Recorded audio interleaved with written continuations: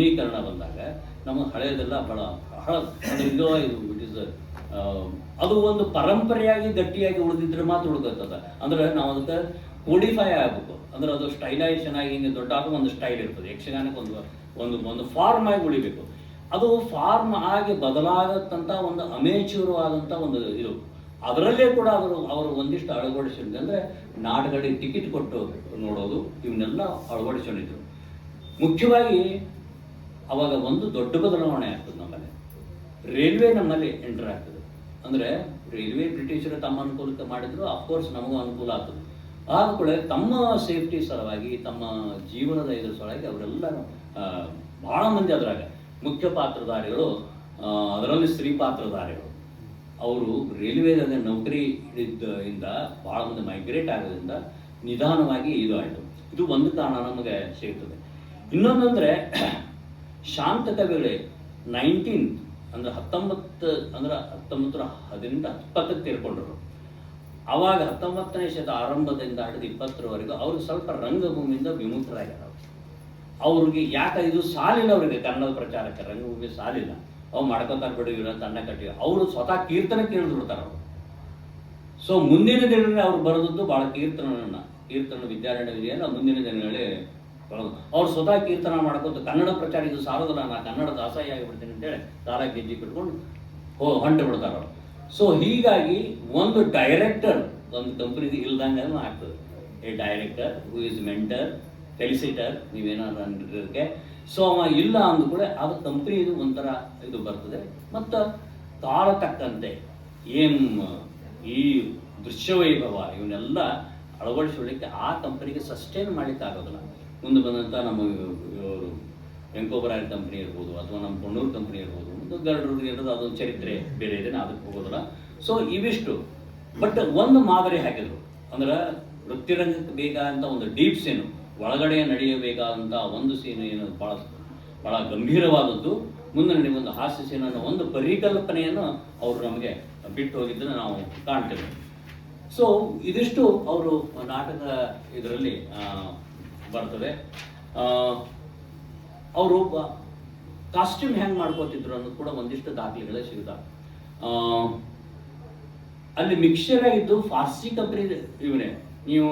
ನಾವು ಹೇಗೆ ಈಗ ತೆಲುಗು ಅಥವಾ ತಮಿಳು ಸಿನಿಮಾದಲ್ಲಿ ಎದೆ ಕವಚ ಇವನ್ನೆಲ್ಲ ನೋಡ್ತೀವಲ್ಲ, ಅಂಥವೆಲ್ಲ ಒಂದು ಸುಮ್ಮನೆ ಕಂಠಿ ಕಮ್ಮನ ಹಾಕ್ಕೊಂಡೆ ನವಿಲಿಗೆರೆ ಇಟ್ಕೊಂಡು ಬಂದ್ರೆ, ಇದು ನಮ್ಮ ಇದರಲ್ಲಂತೂ ಪಾರಿಜಾತಲ್ಲಂತೂ ದೋತ್ರ ಇಟ್ಕೊಂಡು ಎಲ್ಲೋ ಒಂದು ಇದನ್ನ ಹಾಕ್ಕೊಂಡು ಬಂದು ಕೈ ವಾಚನೂ ಇರ್ತದೆ ನಮಗೆ, ಹಾಕೊಂಡು ನವಿಲಿಗೆರೆ ಹಾಕೊಂಡ್ಬಿಟ್ರೆ ನಾವು ಒಪ್ಕೋತೀವಿ. ಅದನ್ನು ಕನ್ವೆನ್ಷನ್ ಅಂತೀವಿ ನಾವು ಅದಕ್ಕೆಲ್ಲ ಕನ್ವೆನ್ಷನ್ ಅಂತೀವಿ. ಅಂದರೆ ಸೊ ನಾಟಕದ ನಾವು ಕೆಲವೊಂದು ಒಪ್ಪಿತ ಹಿಂಗೆ ಹಾಕ್ರಿ ಅಂತ ಅದಕ್ಕಿಲ್ಲ, ಅದು ನಾಟಕದ್ದು. ಅಂದ್ರೆ ಒಂದಿದ್ದದ್ದು ಇನ್ನೊಂದಾಗೋದು. ನಾಟಕ ಅಂದ್ರೆ ಒಂದಿದ್ದದ್ದು ಇನ್ನೊಂದಾಗೋದು. ನಾಟಕ ಅಂದ್ರೆ ನಾಂದಿಯಿಂದ ಭರತ ವಾಕ್ಯ. ಸೊ ಇನ್ನೊಂದು ಆಗಬೇಕಾದ್ರೆ ಇನ್ನೊಂದು ಆಗತಾ ಇದ್ದೀನಿ ಅಂತ ಮಂದಿಗೆ ನಂಬಿಸಿದ್ರೆ ಸಾಕವ, ನಂಬುತ್ತಿದ್ರು ಮಂದಿ. ಸೊ ಈ ನಾಂದಿ ಮತ್ತು ಭರತದಲ್ಲಿ ನಮ್ದು ಏನು ಒಂದು ಆ್ಯಕ್ಷನ್ ನಡೀತದಲ್ಲ, ನಮ್ಮ ನಾಟಕದ ಒಂದು ಲೀಲೆ ಅಂತ ನಾವು ಎಕ್ಸೆಪ್ಟ್ ಮಾಡಿಕೊಂಡು ನಾವು ಭಾಳ ದೊಡ್ಡ ಚರಿತ್ರಕಾರರೆಲ್ಲ ಹೇಳಿದ್ದಾರೆ ಅದನ್ನು. ಸೊ ಆ ರೀತಿಯಿಂದ ಒಂದು ರಂಗಭೂಮಿ ಅವರು ನಾವು ಕಟ್ಕೋತಾ ಇದ್ರು. ಅಂತ ಸಾದಾ ಡ್ರೆಸ್ ಹಾಕ್ತಿದ್ದು, ಸ್ವಲ್ಪ ದೊಡ್ಡಾಟದ ಶೈಲಿಗಳು ಮಿಕ್ಸ್ ಆಗಿದ್ದು ಬಿಗಿನಿಂಗಲ್ಲಿ. ಶಾಂತ ಕವಿಗಳದ್ದು ವೃತ್ತಿ ರಂಗಭೂಮಿ ಆದ್ಯ ನಾಟಕಕಾರರು ಬಹಳ ಅಮೇಚೂರ್ ಲೆವೆಲಲ್ಲಿ ಅದು ಇತ್ತು. ಆದ್ರೆ ಅಮೇಚೂರ್ ನಾಟಕ ಅಲ್ಲ, ಯಾಕಂದ್ರೆ ಅದು ಬಂದದ್ದು ಮಾಡರ್ನ್ ಶ್ರೀರಂಗ ಇದರಿಂದ ಆ ಟೈಮ್ನಲ್ಲೇ ಬರ್ತದೆ. ಸೊ ಇದಿಷ್ಟು ಅವರು ಒಂದು ಶಾಂತ ಕವಿಗಳದು ಇದು. ಶಾಂತ ಕವಿಗಳು ಯಾಕೆ ಜನರಿಗೆ ಹತ್ರ ಆದರು ಅಂದ್ರೆ, ಒಂದು ಅವರ ಪದ್ಯಗಳು, ಇನ್ನೊಂದು ಅವರ ಬಳಕೆಂಥ ಭಾಷೆ. ನೋಡಿ, ಬೇಂದ್ರೆಯವರು ದೊಡ್ಡ ಕವಿ ಅಂತ ಹೇಳ್ಬಿಟ್ಟು ಸಂಸ್ಕೃತ ಭೂಯಿಷ್ಠ ಭಾಷೆಯನ್ನು ಅವ್ರು ಬಳಸಿಲ್ಲ. ಅಂದ್ರೆ ಸಂಸ್ಕೃತ ಗೊತ್ತಿದ್ದಂತ ಹೇಳಿಲ್ಲ ಅವರು, ಬಿಡಿ ಅದೊಂದು ದೊಡ್ಡ ಫಿನಾಮಿನ ಬೇಂದ್ರೆಯವ್ರ ಬಗ್ಗೆ ಮಾತಾಡೋದಂದ್ರೆ. ಗ್ರಾಮ್ಯ ಭಾಷೆಯನ್ನು ನಮ್ಮ ಜನರಲ್ಲಿ ಬಳಕೆ ಇದ್ದಂಥ ಭಾಷೆಯನ್ನು ಅವರು ನಾಟಕದಲ್ಲಿ ಸರಳವಾಗಿ ಹಾಕಿಬಿಟ್ರು. ಜನರಿಗೆ ಅದು ತಿಳಿತು. ಅವ್ರಿಗೆ ಒಂದ್ಸಲ ಆಶ್ಚರ್ಯ ಆಗ್ತದೆ, ನನ್ನ ನಾಟಕ ಯಾಕೆ ನೋಡ್ತಾರೆ ಇವರು ಅಂತ. ಮಂದಿ ಯಾಕೆ ಇಷ್ಟೆಲ್ಲ ವಿಚಾರ ಭಾಳ ಮುಂದೆ ಬಿಡ್ತದೆ. ಅವಾಗ ಸಂಯುಕ್ತ ಕರ್ನಾಟಕ ಅವೆಲ್ಲ ಜಸ್ಟ್ ಓಪನ್ ಆಗಿದ್ದು.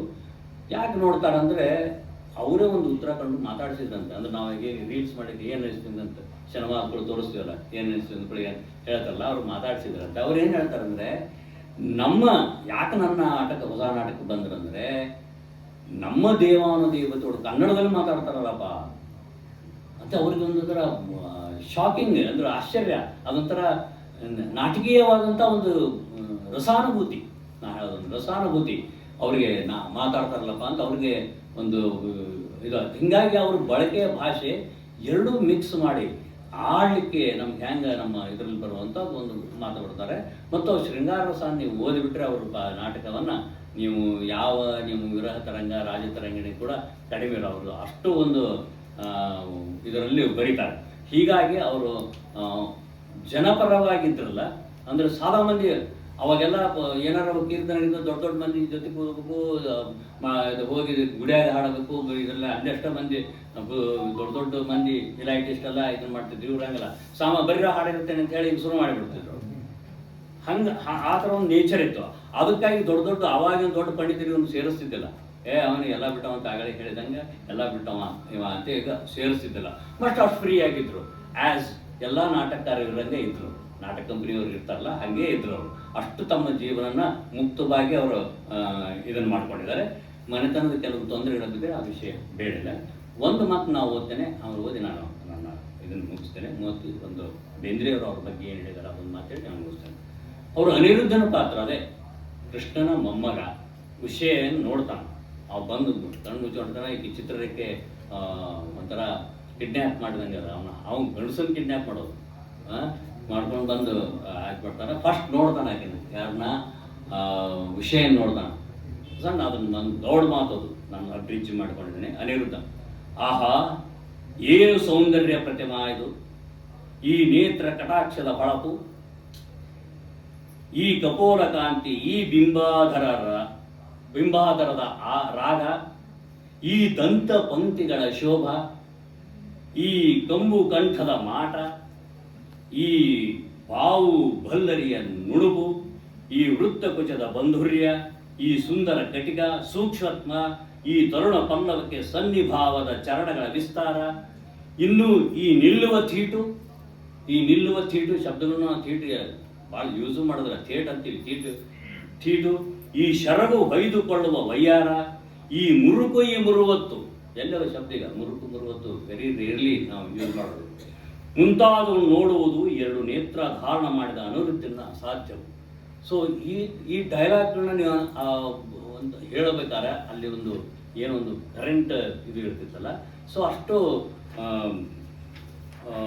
ಒಂದು ಅದ್ಭುತವಾದಂಥ ಅವರು ತಮ್ಮ ಡೈಲಾಗ್ನೇ ಬರೀತಾರೆ.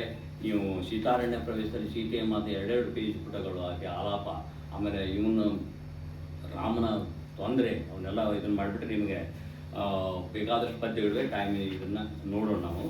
ಸೊ ಬೇಂದ್ರೆ ಅವರು ವಿದ್ಯಾರಣ್ಯ ವಿಜಯ ಬರೀತಾರಲ್ಲ, ಅವಾಗ ಅವರು ಒಂದು ಶಾಂತ ಕವಿಗಳ ಬಗ್ಗೆ ಒಂದು ಮಾತು ಹೇಳಿದ್ದಾರೆ ಬೇಂದ್ರೆ. ಸೊ ಶಾಂತ ಕವಿಗಳಿಗೆ ಅವರು ಕಾಸ್ಟ್ ಇದರಿಂದ ಅವರು ವೈಷ್ಣವರು. ಅವ್ರು ಬರೆದದ್ದು ವಿದ್ಯಾರಣ್ಯ ವಿಜಯ ಅಂದರೆ ವೈಷ್ಣವ ಶ್ರೀ ಸಂಪ್ರದಾಯದ ವೈಷ್ಣವ ಪರಂಪರೆಯವರು ಸ್ಮಾರ್ಥ ಪರಂಪರೆಯ ವಿದ್ಯಾರಣ್ಯ ಹಿಡ್ಕೊಂಡು ಅವರು ವಿದ್ಯಾರಣ್ಯ ವಿಜಯ ಬರೆದ್ಬಿಡ್ತಾರೆ. ಅರೆ ಇದು ಹ್ಯಾಂಗೆ ಸಾಧ್ಯ 1830-40ರಲ್ಲಿ? ಹೀಗಾಗಿ ಶಾಂತಗಳಿಗೆ ಮಡಿವಂತಿಕೆ ಇರಲಿಲ್ಲ. ಅಂದರೆ ಕಲೆಗೆ ಸಾಹಿತ್ಯಕ್ಕೆ ಯಾವುದೇ ಒಂದು ಮಡಿವಂತಿಕೆ ಇರೋದಿಲ್ಲ ಅನ್ನೋದು ಕುರಿತು ಬೇಂದ್ರೆಯವರು ಅವರು ಅಂದರೆ ಬೇಂದ್ರೆಯವರಿಗೆ ಕಾವ್ಯ ಸ್ಫೂರ್ತಿ ಕೊಟ್ಟಂಥ ಮತ್ತು ಕಾವ್ಯದ ಈ ಜನಸಾಮಾನ್ಯರ ಜೋಡಿ ಜನರಿಗೆ ಬರೆಯುವಂಥ ಬೇಂದ್ರೆಯವ್ರಿಗೆ ಏನಾದ್ರು ದೊರಕಿತ್ತಂದ್ರೆ ಒಂದು ಚುರುಮರಿ ಶೇಷಗಿರಿಯವರ ಭಾವಗೀತೆ, ಅವರೇನು ಕರ್ನಾಟಕ ಶಾಕುಂತಲ, ಆಮೇಲೆ ನಮಗೆ ಶಾಂತ ಕವಿಗಳ ಇದು. ಯಾಕಂದರೆ ಕಡೆಗ ಅವರೇನು ನಾನು ಇವರು ತಂದೆ ಜೋಡಿ ಮರಿಮಮ್ಮ 96 ವರ್ಷ ಅವ್ರಿಗೆ ಮಾತಾಡಿದಾಗ ಅವರೇನೋ ಬಂದಿದ್ರಂತೆ. ಸೊ ಒಂದು ಇದ್ರ ಪ್ರಕಾರ ಹನುಮಂತ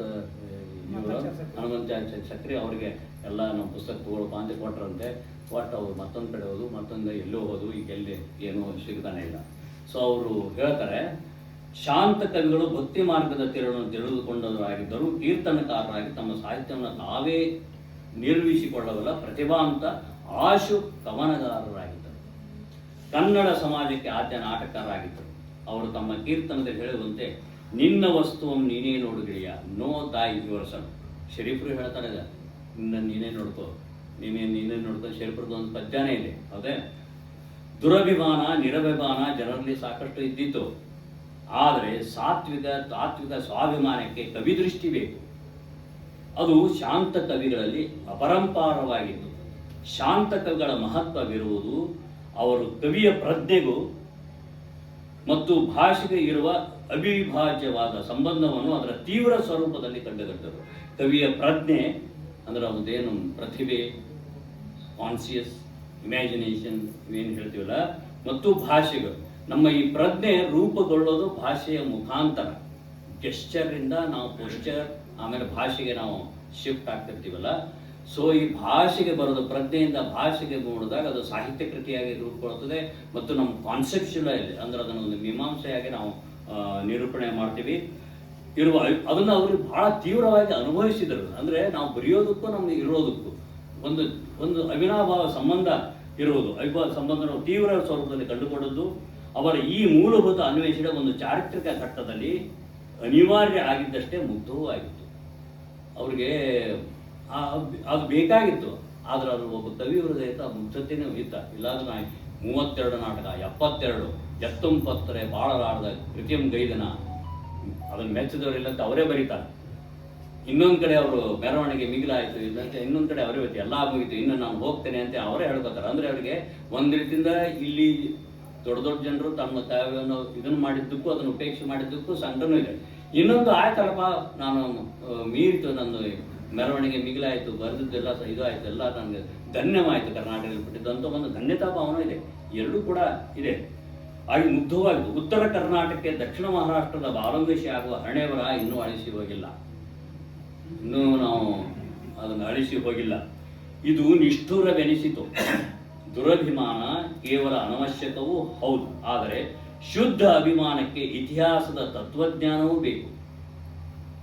ಶಾಂತ ಕವಿ ಸಕ್ರಿ ಬಾಳಾಚಾರ್ಯಗೆ ತಮ್ಮ ಮಾಧ್ವ ಮತದ ಬಗ್ಗೆ ದುರಭಿಮಾನ ಇರಲಿಲ್ಲ ಮತ್ತು ಇತಿಹಾಸದ ತತ್ವಜ್ಞಾನದ ಅರಿವಿನ ವಿಶಾಲ ಹೃದಯವಂತಿಕೆ ಇತ್ತು ಎಂಬುದಕ್ಕೆ ಶ್ರೀ ವಿದ್ಯಾರಣ್ಯ ವಿಜಯ ಕೃತಿಯೇ ಸಾಕ್ಷಿ ಅಂತ ಅವರು ಹೇಳ್ತಾರೆ.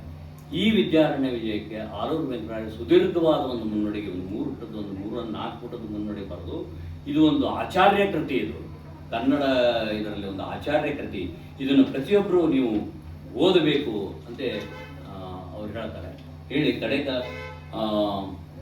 ಇವರು ತೀರ್ಕೊಂಡಾಗ ಒಂದು ಪದ್ಯ ಇದೆ. ಆ ಪದ್ಯವನ್ನು ನಾನು ಓದಿ, ಪದ್ಯ ಇದರಲ್ಲಿ ಗುರುತಿದ್ದೆ. ಸೊ ಬೇಂದ್ರೆ ಅವರು ತೀರ್ಕೊಂಡಾಗ ಒಂದು 1920 ಅವ್ರು ತೀರ್ಕೊತಾರೆ. ಮಾರ್ಚ್ 15 ತೀರ್ಕೊಂಡ ಬೇಂದ್ರೆ ಅವ್ರದ್ದು ಅದೊಂದು ಪದ್ಯ. ಅದು ನಮಗೊಂಥರ ಅಲಿಗರಿ ಅಥವಾ ಎಲ್ಜಿ ಅಂತೀವಿ ನಾವು. ಅದಕ್ಕೆ ಎಲ್ಜಿ ಅಂದರೆ ಈ ದುಃಖದ ಗೀತೆಗಳು ಅಂತ ಏನೇ ಅಂತಲ್ಲ, ಶೋಕ ಗೀತೆ. ಆದರೆ ಇದು ಶೋಕ ಅನಿಸಿದ್ರು ಶೋಕ ಅಲ್ಲ. ಇದರಲ್ಲಿ ಬಹಳ ಆಪ್ಟಿಮಿಸ್ಟಿಕ್ ಇದೆ. ಅದನ್ನು ಏನಂಬುದು ನೋಡಿ ಓದಿ ಅಂತ ಹೇಳ್ಬಿಡ್ತಾರೆ. ಅವ್ರೇನು ಹೇಳ್ತಾರೆ, ನಟ ತೆರೆ ಮರೆಯಾದ ಆಟ ತೀರಿಸಿಕೊಂಡು ಮುಗಿತು. ಅವ್ರು ತೀರ್ಕೊಂಡಿದ್ದಾರೆ. ಭಟ ಸಮರದಿಂದ ತೆರಳಿದ ಅರಸನ ಅರಮನೆಗೆ. ಭಟ ಅದು ಕನ್ನಡದ ಭಟ ಅವರು, ಅರಸನ ಅರಮನೆ. ಹೌದಾ? ಇದರಲ್ಲಿ ಒಂಥರ ಓನ್ಲಿ ಶೋಕ ಇಲ್ಲ, ಇದರಲ್ಲಿ ಒಂಥರ ಅಪ್ರಿಷಿಯೇಷನ್. ಅಥವಾ ಅವ್ನ ಕೆಲಸ ಮುಗಿತು, ನಟ ತೆರೆಮರೆ ಹೋಗ್ಯಾರ. ಅವರು ಬರ್ತಾರೆ, ಮತ್ತೆ ಅಲ್ಲೇ ಇದ್ದಾರೆ. ಅದು ಒಂದು ಸೈಡ್ ವಿಂಗ್ ಹೋಗ್ಯಾರ. ಸೊ ಬರ್ತಾರ ಅನ್ನೋ ಒಂದು ಕಾನ್ಸೆಪ್ಟ್ ಇದೆ. ಪಟುಪಾಡಗಾರ ತುಟ ಮುಚ್ಚಿದನು ನಾಡ ನುಡಿಗಳ ಹಾಡುಗಳನ್ನು ಹಾಡಿದರು, ಕುಣಿದ್ರು, ಕೀರ್ತನ ಮಾಡಿದರು, ನಾಟಕ ಬರೆದ್ರು, ನಾಟಕ ಕಲಿಸಿದರು, ಓಡಾಡಿದರು. 1918ರಲ್ಲಿ 4ನೇ ಸಾಹಿತ್ಯ ಸಮ್ಮೇಳನ ಆದಾಗ ಅವ್ರು ದುಡ್ಡು ಕೂಡಿಸಿಕೊಟ್ರು. ಇದಕ್ಕೆ ಸಾಹಿತ್ಯ ಸಮ್ಮೇಳನ ರೊಕ್ಕ ಕೈ ಬೆತ್ತು ಕುಡಿದ್ರು ಇದೇ ವಿಚಾರ ಸಂಘದಾಗ. ಕಡೆಗೆ ಅವ್ರು ಹೆಂಗೆ ಹಿಂದೆ ನಿಂತಿದ್ರಂತವ್ರು. ಅವ್ರನ್ನ ಭಾಳ ಕರೆಯೋಷ್ಟು ಕೂಡ ನಮ್ಮಲ್ಲಿ ಆಗಿದ್ದಿಲ್ಲ, ಗುರುತು ಕೂಡ ಇರ್ತಿದ್ದಿಲ್ಲ ಅವ್ರನ್ನ. ಸೊ ಅಂತ ಅವ್ರು ದುಡ್ಡು ಕೂಡಿಸಿ ಮನೆಗೆ ಬೇಡಲು ಬಂದಯ್ಯ ದಾಸಯ್ಯ ನೀಡಿರಯ್ಯ, ಮತ್ತು ಬರೀ ರೊಕ್ಕ ಕೇಳಿಕ್ಕೆ ಬಂದಿಲ್ಲ ನಾನು, ನೀವು ಏನು ಕೊಡ್ತೀರಿ ಕೊಡಿ, ಮತ್ತು ನಾವು ಹೊಟ್ಟೆಗಿಲ್ಲದ ಬಂದ ದಾಸಯ್ಯ ಅಲ್ಲ ನಾನು. ಸೊ ಅದನ್ನು ಹೊಟ್ಟೆಗಿಲ್ಲದ ಬಂದಿಲ್ಲ, ನಿಮ್ಗೆ ಕೊಡಿ ಅಂತೆಲ್ಲ ಹೇಳಿ ಇಸ್ಕೊಂಡು ಬಂದು ಮಾಡಿರಿ, ನೀವು ನಾ ಕೊಡಿಸ್ಕೊಡ್ತೀನಿ ಅಂತೇಳಿ ಮಾಡಿದ್ದಾರೆ. ಆದರೆ ಎಂಡ್ ಟೈಮ್ನಾಗ ಅವ್ರನ್ನ ಐಡೆಂಟಿಫೈ ಮಾಡಲಾರದಂಥ ಒಂದು ಸಂದರ್ಭವೂ ಕೂಡ ಆಗಿದೆ. ಇವು ಚರಿತ್ರೆಯಲ್ಲಿ ಆಗ್ತದೆ. ಓಕೆ, ಹಠಮಠದ ಮಾತಲ್ಲ ನಾಡೇ ನಾರಾಯಣ ದಿಟವಾಗಿ ನುಡಿಯ ಸಿರಿ ಎಂದು ಕೀರ್ತನೆಯಾಗಿದ್ದು ಹಠದ ಕೀರ್ತನಕಾರ ಬೆವರ ನೋಡಿಸಲು ಹಿಂದೆ ಸರಿಲ್ಲ ವಿಶ್ರಾಂತಿಗಾಗಿ. ಅವರು ಸತ್ತಿಲ್ಲ, ಅವರು ವಿಶ್ರಾಂತಿ ತಗೋತಾ ಇದ್ದಾರೆ. ಸೊ ವಿಶ್ರಾಂತಿ, ಹೌದಾ? ಮುಪ್ಪಾಗಿ ಜರಿಯಾದ ಬಟ್ಟೆಯನ್ನು ಬೀಸಾಡಿ ವಾಸಾಸಿ ಜೀರ್ಣಾನಿ ಅಂತ ನಾವೇನು ಹೇಳ್ತೀವಿ. ಮುಪ್ಪಾದ ಜಿರಿಯಾದ ಬಟ್ಟೆಯಲ್ಲಿ ಸಾಡಿ ಅಂದರೆ ಇದು ಕೇವಲ ಅವರ ದೈಹಿಕ ಸಂಬಂಧ ಅಲ್ಲ. ನಾವು ಈ ಮುಪ್ಪಾಗುತ್ತಿರುವ ಸಾಹಿತ್ಯ ಕೃತಿಯನ್ನು ಜಿರಿಯಾದ ಅದು ಆಯ್ತು ಒಂದು ಕಾಲಕ್ಕೆ ಬಂದಿರ್ತದೆ. ಬಟ್ಟೆಯನ್ನು ಬೀಸಾಡಿ ದಪ್ಪನ್ನ ಹೊಸದುಡಿಗೆಯನ್ನು ಬೇಡಲ್ಲ ಅಂಬರಕ್ಕೆ. ಹೊಸದು ಬೇಕು, ನಮ್ಮ ಸಾಹಿತ್ಯಕ್ಕೂ ಹೊಸದು ಬೇಕು, ನಾಟಕಕ್ಕೂ ಹೊಸದು ಬರ್ತಿರಬೇಕು, ಬದಲಾವಣೆ ಆಗ್ತಿರಬೇಕು. ಅವನು ಹಳೆಯದನ್ನು ನಾವು ಬಿಡಬೇಕು, ಮತ್ತದನ್ನು ಹೊಸದು ಬರಬೇಕು, ಅದರಲ್ಲೇ ಹೊಸದು ನೀವು ಕಟ್ಕೋಬೇಕು. ಸಪ್ಪ ಶಿವ ನುಡಿಗಾಗಿ ಉಪ್ಪು ತರ ಹೋಗಿರೋ ರಸವಂತಿಗೆ ಇರುವ ಕಡೆಗೆ. ಸೊ ಅದನ್ನ ಅಲ್ಲಿಗೆ ಹೋಗ್ತಾ ಇದ್ದಾರೆ ಅವರು. ಅಂದರೆ ಒಂದು ಭಾಷೆ ಅದಕ್ಕೆ ನಾವು ಒಂದು ರೀತಿಯಿಂದ ಏನೇನು ಇಂಗ್ರೀಡಿಯೆಂಟ್ಸ್ ಹಾಕಿರ್ತೀವಿ, ಹಾಕಿ ಒಂಥರ ಅದನ್ನು ಕಲರ್ಫುಲ್ ಮಾಡಿರ್ತೀವಿ, ರುಚಿ ಮಾಡಿರ್ತೀವಿ. ಇದು ಮತ್ತೆ ಒಂದು ಕಾಲಕ್ಕೆ ಅಂದ್ರೆ ಸಕ್ಕಾಗ್ತದೆ. ನಾವು ಮತ್ತೊಂದಿಷ್ಟು ಅದಕ್ಕೆ ಏನಾರು ಹಾಕಿ ಇಂಗ್ರೀಡಿಯೆಂಟ್ಸ್ ಹಾಕ್ತಾರೆ ಮತ್ತು ಎಲ್ಲರೂ ಹುಡುಕಾಡಿದ್ವಿ. ಸತ್ಯ ಶಿವ ಸುಂದರ ಆ ಕಾನ್ಸೆಪ್ಟ್ಗೆ ಇದನ್ನು ಹೇಳ್ತಾರೆ. ರಸವಂತಿಗೆ ಇರುವ ಕಡೆಗೆ ಸಿಪ್ಪೆಯನ್ನು ಬಹು ದಿವಸ ಚೀಪಿ ಬೇಸರ ಪಟ್ಟು ಅದೇ ಹಾಡು, ಅದೇ ಅದೇ ನಾಟಕ, ಅದನ್ನು ಮಾಡಿದ್ವಿ, ಅದನ್ನೇ ಮಾಡಿದ್ರು. ಹಂಗಲ್ಲ, ಅದನ್ನು ಅದೇ ಸಾಹಿತ್ಯ, ಅದೇ ಹಂಗಲ್ಲ. ಅದು ಬೇಸರ ಪಟ್ಟು ಅಪ್ಪನಲ್ಲಿ ಹೊಸ ಹಣ್ಣು ಪಡೆಯ ಹೋಗಿಯರಿಂತು, ಹೊಸದು ಬೇಕು ನಮಗೆ ಅಂತ ಹೋಗಿದ್ದಾರೆ ಅಂತ. ತಪ್ಪದೇ ತಿರುಗುತ್ತೀರೆಂದು ತಿಳಿಯಲಿ ಜನರು ಬೆಳವಲ್ಲದ ನಾಡಿಗೆ ಬರ್ತಾರೆ ಅವರು. ಸೊ ನಾವು ಸಾಹಿತ್ಯವನ್ನು ಮತ್ತೆ ನಾವು ಬೇರೆ ರೀತಿಯಿಂದ ಕಟ್ಟಬೇಕು, ಬೇರೆ ರೀತಿಯಿಂದ ಹಳಕ್ಕೆ ಇದನ್ನು ಮಾಡಬಾರ್ದು ಅಂತ ಒಂದು ಅವರೊಂದು ಅಪ್ರಿಷಿಯೇಷನ್ನು. ಸಾಹಿತ್ಯ ಬದಲಾವಣೆ ಹೆಂಗಾಗಬೇಕು, ಸಾಹಿತ್ಯ ಹೆಂಗಿರಬೇಕು, ಸಾಹಿತ್ಯದ ಏನು ಸಾಧನೆ ಮಾಡಿದ್ದಾರೆ ಅದನ್ನು ಹೇಗೆ ಅದನ್ನು ಮೀರಬೇಕು ಅನ್ನೋದನ್ನು ಎರಡೂ ಪರಂಪರೆ, ಕ್ರಿಯೇಟಿವಿಟಿ, ಪ್ರತಿರೋಧ ಬೇಕೇ. ಪ್ರತಿರೋಧ ಅದೊಂದು ಸಾತ್ವಿಕ ಮಟ್ಟದಲ್ಲಿ ಇರಬೇಕು. ಅದನ್ನು ನೀವು ಬೆಳೆಸಬೇಕು, ಅದನ್ನು ಬೆಳೆಸಿ ನಿಮ್ಮದಾಗಿ ಮಾಡ್ಕೋಬೇಕಾಗ್ತದೆ. ಅದರ ಪರಂಪರೆ ಬಿಟ್ಟುಕೊಡ್ಬಾರ್ದು. ಯಾಕಂದ್ರೆ ನಾವು 10 ಜನ ಹೆಗಲ ಮೇಲೆ ನಿಂತಾಗ ಒಂದು ಹೇಳಬಹುದು, ನಾವು ಹೆಗಲ ಮೇಲೆ ಅವ್ನು ಕುಡಿಸಿ ಅದು ನಿನ್ನ ಕಾಲಿನ ಇದು ಕಣ್ಣಾಗಿ ಬೀಳೋದಿರಲಿ ಅಂತ ನಮಗೆ ಚಂಪವ್ರ ಒಂದು ಪದ್ಯ ಬರೆದಾರೆ. ನೋಡಪ್ಪ, ನಿನ್ನ ಪರಂಪರೆಯನ್ನು ನಾನು ಹೊತ್ಕೊಂಡೀನಿ, ಅದು ದಯವಿಟ್ಟು ನಿನ್ನ ಧೂಳು ನನ್ನ ಕಣ್ಣಾಗಿ ಬೀಳೋದಾಗಿರಲಿ, ಅದು ನಾವು ಮುಚ್ಚಿ ಹೋಗಬಾರ್ದು ಅಂತ ಹಿಂಗೆ ಹೇಳ್ತಾರೆ. ಅಂದರೆ ಸಾಹಿತ್ಯದ ಬೇರೆ ಬೇರೆ ಆಯಾಮಗಳಿವೆ. ಈ ಆಯಾಮದಲ್ಲಿ ನಮ್ಮ ಶಾಂತಕಗಳು ಅವ್ರದ್ದೇ ಆದಂಥ ಒಂದು ಸ್ಥಾನವನ್ನು ಗಳಿಸಿದ್ದಾರೆ. ಮತ್ತು ಇತ್ತೀಚೆಗೆ ಅವ್ರಿಗೆ ಒಂದು ಕೃತಿಗಳು ಸಿಗುತ್ತಾ ಇವೆ. ಅವನ್ನ ಆದಷ್ಟು ಹೊರಬರಲಿ. ಮತ್ತೆ ಅವರು ಶಾಂತ ಕವಿಗಳ ಬಗ್ಗೆ ಅಷ್ಟೇ ಅಲ್ಲ, ಶಾಂತ ಕವಿಗಳ ನಿಮಿತ್ತದಲ್ಲಿ ಬೇರೆ ಬೇರೆ ಸಾಹಿತ್ಯ ಪ್ರಕಾರಗಳು ಚರ್ಚೆ ಆಗಲಿ. ಮತ್ತು ಶಾಂತಗಳು ಮೇಜರಿಗೆ 2 ಕಾವ್ಯ ಸಿಕ್ಕವು. ಅದು ಕಾವ್ಯ ತಜ್ಞರು, ಒಂದು ಮೇಘದೂತ, ವಿರಹ ತರಂಗಿಣಿ, ಅದ್ರ ಬಂದು ಅಂತ ಆಚಾರ್ಯ ಕೃತಿಗಳು, ಅದ್ರ ಬಗ್ಗೆ ಚರ್ಚೆ ಆಗಬೇಕು ಅಂತ ಹೇಳಿ ನನಗೆ ಈ ಅವಕಾಶ ಮಾಡಿಕೊಟ್ಟಿರ್ತೀವಿ. ಶಾಂತರಿಗೆ ತನಿಖೆಗಾಗಿ ಬರುವಂತೆ ನಾನು ಮಾತನಾಡ್ತೇನೆ. ನಮಸ್ಕಾರ. ಬಹಳಷ್ಟು ಅರ್ಥಪೂರ್ಣವಾದ ಮತ್ತು ಗಂಭೀರ ಚಿಂತನೆಗಳನ್ನು ಶಾಂತ ಕವಿಗಳ ಕುರಿತಾಗಿ ಹೇಳ್ತಾ, ಕನ್ನಡ ನಾಟಕ ಸಾಹಿತ್ಯ, ನಾಟಕ ಪರಂಪರೆ, ಪ್ರಯೋಗಶೀಲತೆ ಮತ್ತು ಕೀರ್ತನ ಸಾಹಿತ್ಯಕ್ಕೆ ಬಹುದೊಡ್ಡ ಕೊಡುಗೆಯನ್ನು ಕೊಟ್ಟಂತಹ ಶಾಂತ ಕವಿಗಳ ಬಗ್ಗೆ ಬಹಳ ಅರ್ಥಪೂರ್ಣ ಉಪನ್ಯಾಸವನ್ನು ನೀಡಿದಂತಹ ಡಾಕ್ಟರ್ ಪ್ರಕಾಶ್ ಅವರಿಗೆ ತುಂಬ ಹೃದಯದ ಧನ್ಯವಾದಗಳು. 1 ವರ್ಷದ ಹಿಂದೆ ಅವರ ನಿರ್ದೇಶನದ ಶಾಂತ ಕವಿಗಳ ವಿಶ್ರಾಂತಿ ನಾಟಕವನ್ನು ನಾವು ನೋಡಿದ್ವಿ. ಬಹಳ ಉತ್ತಮವಾದಂತಹ ಒಂದು ನಾಟಕ. ಇವತ್ತಿನ ದಿವಸ ವಿಶ್ವ ರಂಗಭೂಮಿ ದಿನಾಚರಣೆಯ ಸಂದರ್ಭದಲ್ಲಿ ಮತ್ತೊಂದು ಉಪನ್ಯಾಸವನ್ನು ನೀಡಲಿಕ್ಕೆ ಡಾಕ್ಟರ್ ಶಶಿಧರ್ ನರೇಂದ್ರ ಅವರು ಧಾರವಾಡದಿಂದ ಆಗಮಿಸಿದ್ದಾರೆ. ಬಹಳ ಹಿರಿಯ ರಂಗಕರ್ಮಿಗಳು, 35 ವರ್ಷಗಳ ಕಾಲ ಧಾರವಾಡ ಆಕಾಶವಾಣಿಯಲ್ಲಿ ಉದ್ಘೋಷಕರಾಗಿ ಸೇವೆಯನ್ನು ಸಲ್ಲಿಸಿ ಸದ್ಯ ಅವರು ನಿವೃತ್ತಿ ಜೀವನ ನಡೆಸ್ತಾ ಇದ್ದಾರೆ. ಆದರೆ ರಂಗಕಲೆ, ರಂಗ ಪರಂಪರೆಯಲ್ಲಿ ಬಹಳ ಕ್ರಿಯಾಶೀಲರಾಗಿದ್ದಾರೆ. ಸಂಸ್ಕಾರ ಭಾರತೀಯ ಉತ್ತರ ಪ್ರಾಂತದ ಅವರು ಪ್ರಮುಖರಾಗಿ ಬಹಳಷ್ಟು ಸಾಂಸ್ಕೃತಿಕ ಚಟುವಟಿಕೆಗಳನ್ನು ನಡೆಸಲಿಕ್ಕೆ ಬಹಳ ಕ್ರಿಯಾಶೀಲರು. ಅನೇಕ ನಾಟಕಗಳ ರಚನೆ, ನಿರ್ದೇಶನ, ಹಯವದನ, ಹಿಟ್ಟಿನ ಹುಂಜ, ಅಂಬಿಕಾ ತುಂಬಿದತ್ತ, ಹೀಗೆ ಬಹಳಷ್ಟು ಮಹತ್ವದ ನಾಟಕಗಳನ್ನು ನಿರ್ದೇಶನ ಮಾಡೋದ್ರ ಜೊತೆಗೆ ಆಕಾಶವಾಣಿಯಲ್ಲಿ ಕೂಡ ಅವರು 100 ನಾಟಕಗಳನ್ನು ಪ್ರದರ್ಶಿಸಿ ನಿರ್ದೇಶಿಸಿ ಮಾಡುವಲ್ಲಿ ಬಹಳ ಪ್ರಮುಖ ಪಾತ್ರವನ್ನು ವಹಿಸಿದ್ದಾರೆ. ಅವರ PhD ವಿಷಯನೇ ಕನ್ನಡ ಭಾಷೆ ಮತ್ತು ರಂಗಭೂಮಿ. ಹೀಗಾಗಿ ಅದರ ಬಗ್ಗೆ ಆಳವಾದ ಅಧ್ಯಯನವನ್ನು ಕೂಡ ಡಾಕ್ಟರ್ ಶಶಿಧರ್ ನರೇಂದ್ರ ಅವರು ಮಾಡಿದ್ದಾರೆ. ಶಶಿಧರ್ ನರೇಂದ್ರ ಅವರು ಇದೀಗ ನಮ್ಮ ವಿಶ್ವ ರಂಗಭೂಮಿಯ ದಿನಾಚರಣೆ ಸಂದರ್ಭದಲ್ಲಿ ಕನ್ನಡ ರಂಗಭೂಮಿಯ ಕುರಿತು ಉಪನ್ಯಾಸವನ್ನು ನೀಡಬೇಕು. ಶಶಿಧರ್ ನರೇಂದ್ರ ಸರ್.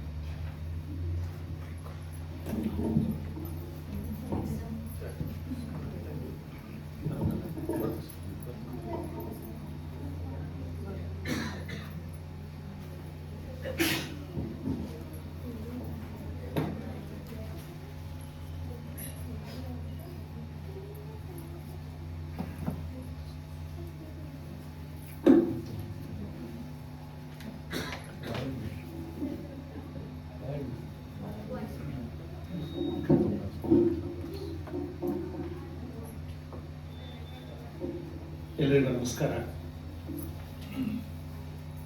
ಗದಗದ ಸಾಹಿತ್ಯ ಕಲಾ ವೇದಿಕೆ ಮತ್ತು ಶಾಂತಕವಿ ಟ್ರಸ್ಟ್ ಈ ಒಂದು ಆಯೋಜಿಸಿರುವಂತಹ ಈ ಒಂದು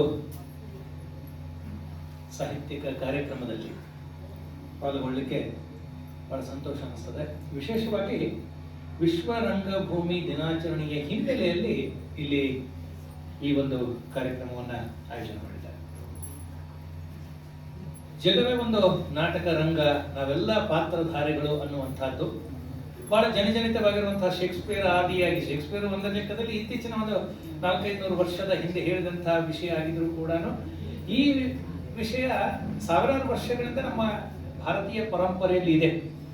ಜಗವೇ ಒಂದು ನಾಟಕ ರಂಗ ಅನ್ನುವಂತಹ ಹಿನ್ನೆಲೆಯಲ್ಲಿ ಹಾಗೆ ನೋಡಿದಾಗ ಈ ಜಾಗತಿಕ ರಂಗಭೂಮಿ ದಿನಾಚರಣೆ ಅನ್ನುವಂಥದ್ದು ಶುರುವಾಗಿದ್ದು ಇತ್ತೀಚೆಗೆ 1962ರ ನಂತರ ಇಂಟರ್ನ್ಯಾಷನಲ್ ಥಿಯೇಟರ್ ಇನ್ಸ್ಟಿಟ್ಯೂಟ್ ಮೂಲಕ ಆರಂಭವಾಗಿರುವಂತಹ ಒಂದು ಪ್ರಕ್ರಿಯೆ.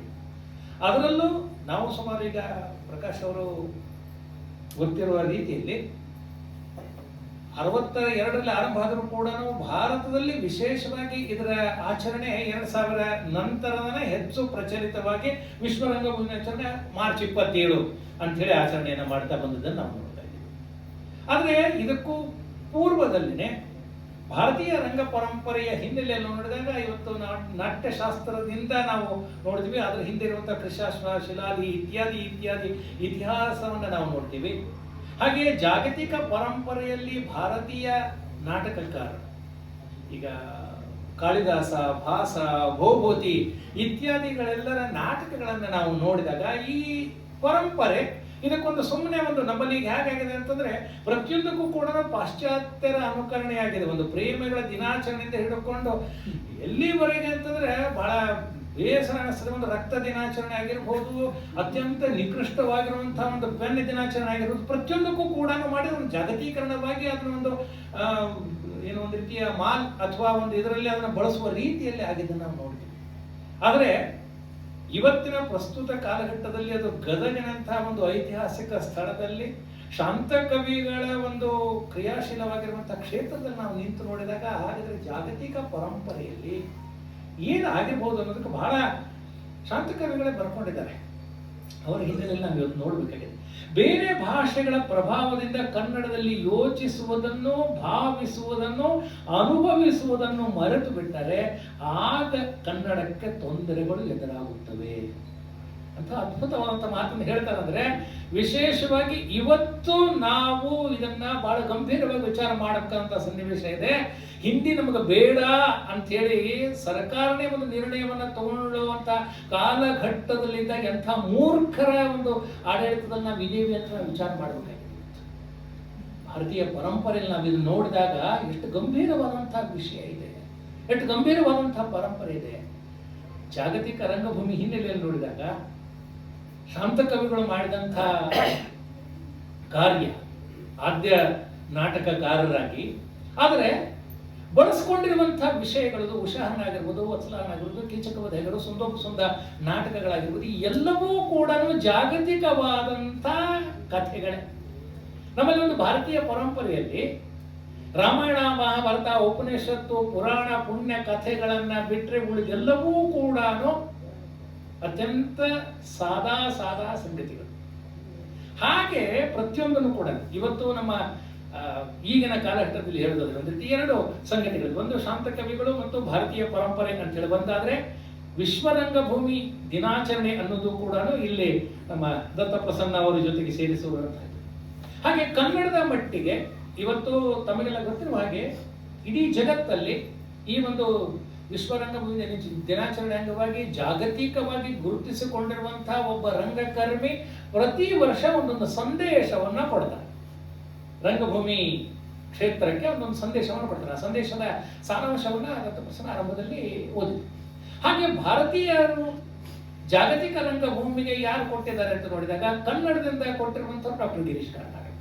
2002ರಲ್ಲಿ 25 ವರ್ಷದ ಹಿಂದೆ ಕನ್ನಡದಿಂದ ಕೊಟ್ಟಿರುವಂತಹ ಏಕಮೇವ ಒಬ್ಬ ನಾಟಕಕಾರ ಜಾಗತಿಕ ರಂಗಭೂಮಿಗೆ ಕೊಟ್ಟಿರುವಂತಹ ಪ್ರಕಾಶ್ ಅವರು ಮಾತಾಡ್ತಾ ಒಂದು ವಿಷಯವನ್ನು ನಾವು ಗಮನಿಸಿದ್ವಿ. ಏನು ಅಂತಂದ್ರೆ, ಸಾಮಾನ್ಯವಾಗಿ ನಮ್ಮಲ್ಲಿ ನಡೀತಿರುವಂತಹ ಸಂಗತಿಗಳು, ನಡೀತಿರುವಂತಹ ಸಂಘರ್ಷಗಳು, ತಳಗಳು ಪರಂಪರೆ ಮತ್ತು ಆಧುನಿಕತೆ.